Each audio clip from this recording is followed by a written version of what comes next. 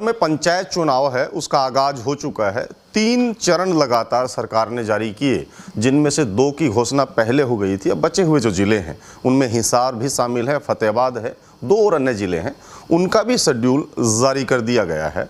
जब पंचायत चुनाव का जिक्र होता है तो जितने भी लोग उसको लड़ने वाले हैं, चाहे वो पंच का, सरपंच का, पंचायत समिति का या जिला परिषद का चुनाव लड़ते हैं, कागजी कार्रवाई है, उस पर बड़ा संशय रहता है। किस तरीके के ड्यूज़ लेने हैं आपको, फार्म कैसे भरना है, वो तमाम जो जानकारियां हैं, क्योंकि कानूनी है, पेचीदा भी हैं, उनको आसान भाषा में समझने के लिए हमारे साथ पंजाब और हरियाणा हाई कोर्ट के सीनियर एडवोकेट विक्रम मित्तल जी हैं। उनसे जानने की कोशिश करेंगे कि किस तरीके के ये संशय हैं और कैसे उनके समाधान हो सकते हैं। मित्तल साहब, स्वागत है आपका। नमस्कार सर जी। जो पंचायत चुनाव को लेकर के जो फार्म की फॉर्मेलिटीज़ होती हैं, तो क्या क्या चीज़ें ज़रूरी हैं उनके लिए?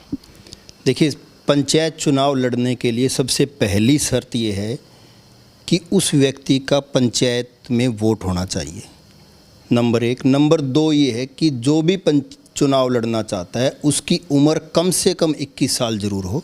ये नहीं है कि जिसका वोट है वो चुनाव लड़ सकता है, ऐसा नहीं है। 21 साल की उम्र चाहिए और वोट बनने के लिए 18 साल चाहिए। इसके अलावा आपकी शैक्षणिक योग्यता है।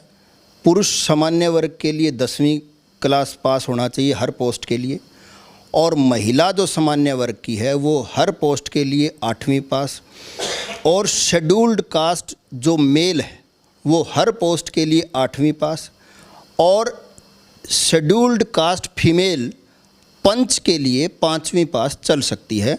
बाकी सारी चीज़ों में शेड्यूल्ड कास्ट फीमेल भी बाकी पोस्टों के लिए 8वीं ही चाहिए। ये शैक्षणिक योग्यता से संबंधित उनका कोई भी सर्टिफिकेट उनको लगाना पड़ेगा। इसके अलावा 4 नो ड्यूज चाहिए। एक तो बिजली बोर्ड का नो ड्यूज चाहिए, दूसरा 3 बैंक हैं जिसमें कोऑपरेटिव सोसाइटी है, एक डिस्ट्रिक्ट कोऑपरेटिव बैंक है, एक एग्रीकल्चर रूरल डेवलपमेंट बैंक है जिसको लैंड मॉर्गेज बैंक भी बोलते हैं। इन 3 बैंकों का और एक बिजली का 4 नो ड्यूज, और इसके साथ साथ आपका मार्कशीट की सर्टिफिकेट, ये नेसेसरी डॉक्यूमेंट है जो लगाने पड़ेंगे।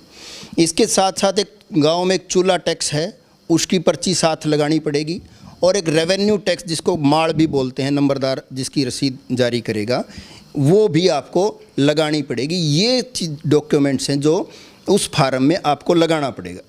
इसके अलावा फार्म भरने के लिए जो भी फार्म निर्धारित किया गया है पंचायत डिपार्टमेंट के द्वारा, उसके अंदर आपको आपके वोटर लिस्ट के अनुसार वोट के बारे में भरना है, पैन कार्ड की जानकारी देनी है अगर आपका पैन कार्ड है तो, और अगर आप ITR भरते हैं तो ITR की जानकारी देनी है। और इसके अलावा बैंक में जितने भी खाते हैं आपके कैंडिडेट के पति या पत्नी के और बच्चों के, जो भी उसके ऊपर डिपेंडेंट हैं, उनके बैंक के खातों की डिटेल, उनकी कोई अगर इंश्योरेंस पॉलिसी है, कोई LIC वगैरह है तो उसकी डिटेल, कोई गाड़ी घोड़ा है, स्कूटर मोटरसाइकिल कोई भी है उसकी डिटेल, और इसके अलावा आपको एग्रीकल्चर लैंड किसी के पास है तो उसकी तमाम डिटेल, को लोन अगर आपने ले रखा है तो लोन की डिटेल, ये डिटेल उसके अंदर भरनी पड़ती हैं। ये कुछ ज़रूरी चीज़ें हैं जो कि फार्म भरते हुए सावधानी रखनी चाहिए। इस एक जो नो ड्यूज का जिक्र आपने किया है, वो जो चुनाव लड़ेगा उसका अपना ही या फिर जिक्र होता है कि उसके भाई का, परिवार में दादा पिता के नाम, किसी का बिजली का बिल बकाया है, लोन उसका बकाया है, क्या वो तमाम चीज़ें रहेंगी? संशय काफ़ी इसमें बड़ा होता है। देखिए, एक्ट के अनुसार सिर्फ एंड सिर्फ जो कैंडिडेट चुनाव लड़ रहा है उसी के नो ड्यूज की रिक्वायरमेंट है, और इस नो ड्यूज के ऊपर हरियाणा के अंदर लोगों का बहुत बड़ा शोषण किया जा रहा है, और बहुत तरह की जब शिकायतें आई तो इलेक्शन कमीशन ने बाकायदा पूरे हरियाणा के तमाम उपायुक्तों को, DCs को एक चिट्ठी लिखी। उस चिट्ठी में एक क्लैरिफाई किया कि आप सिर्फ जो है नो ड्यूज उसी व्यक्ति का रिक्वायर्ड है जो चुनाव लड़ रहा है, ना उसके पति पत्नी का, ना बाप का, दादा का, बेटों का, किसी का भी और की नो ड्यूज की ज़रूरत नहीं है। तो ये बिल्कुल क्लियर कर लें। हाँ, हमारे पास बहुत से फ़ोन आते हैं कि इलेक्शन कमीशन की चिट्ठी के बावजूद भी वो नो ड्यूज़ नहीं दे रहे। अगर ऐसा कोई बैंक का अधिकारी, बैंक का कर्मचारी या बिजली बोर्ड का कोई अधिकारी कर्मचारी कर रहा है तो उसकी शिकायत की जा सकती है, इलेक्शन कमीशन में की जा सकती है, डिप्टी कमिश्नर को की जा सकती है, और अगर वो फिर भी नहीं माने तो कोर्ट में जाया जा सकता है। और कोर्ट से भी बात नहीं बनती है या फिर ये प्रोसेस ना अपनाना चाहते हैं, तो आप संवैधानिक तरीके से उसका विरोध दर्ज करवा सकते हैं, प्रदर्शन कर सकते हैं, धरने दे सकते हैं, ये आप उसके लिए कर सकते हैं।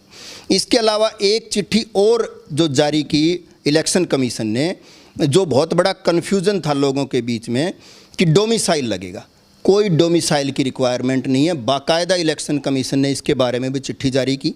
और एक है पुलिस वेरिफिकेशन, कोई पुलिस की वेरिफिकेशन की ज़रूरत नहीं है।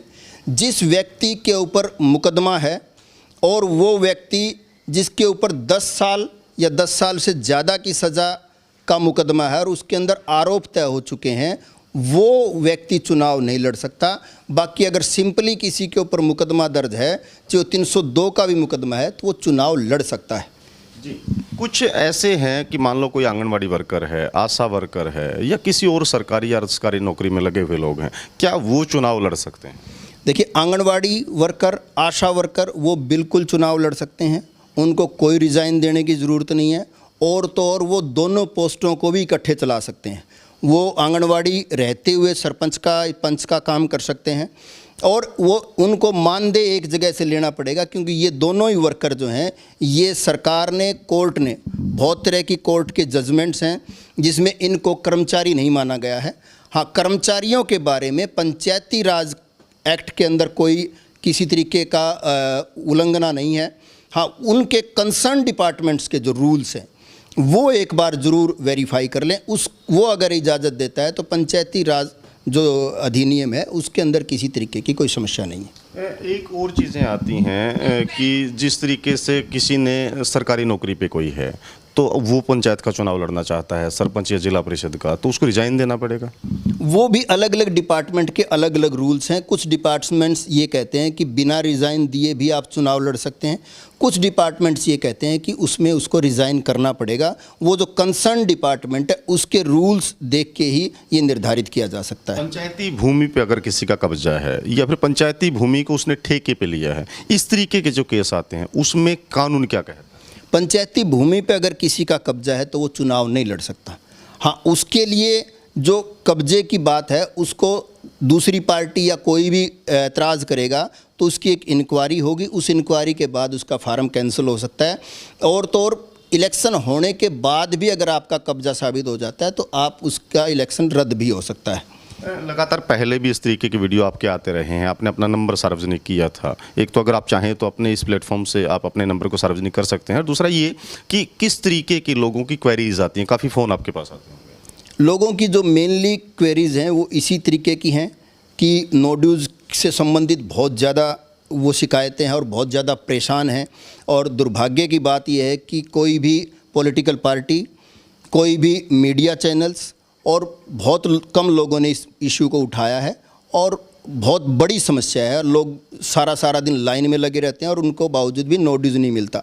एक नो ड्यूज़ में एक और कन्फ्यूज़न ये आता है कि वो ये लिख देते हैं कि इस फलां आदमी के नाम कोई नो ड्यूज़ नहीं है, और नीचे लाल स्याही से लिखेंगे कि इसके फादर की तरफ इतने बकाया हैं। उससे कोई फ़र्क नहीं पड़ता है। अगर वो ये भी लिख के देते हैं तो भी आपका फार्म रिजेक्ट नहीं होगा। तो मेनली यही समस्या एक आती है कि पानी का बिल भी चाहिए उसको क्लियर करना, ऐसी कोई रिक्वायरमेंट नहीं है। तो बहुत एक मेनली आता है कि एक टॉयलेट के साथ फ़ोटो चाहिएगा, वो कोई रिक्वायरमेंट नहीं है। टॉयलेट से कंसर्न्ड आपको एफिडेविट जो है वो हम ऑलरेडी फार्म में है, वो एफिडेविट आपको भर के देना है।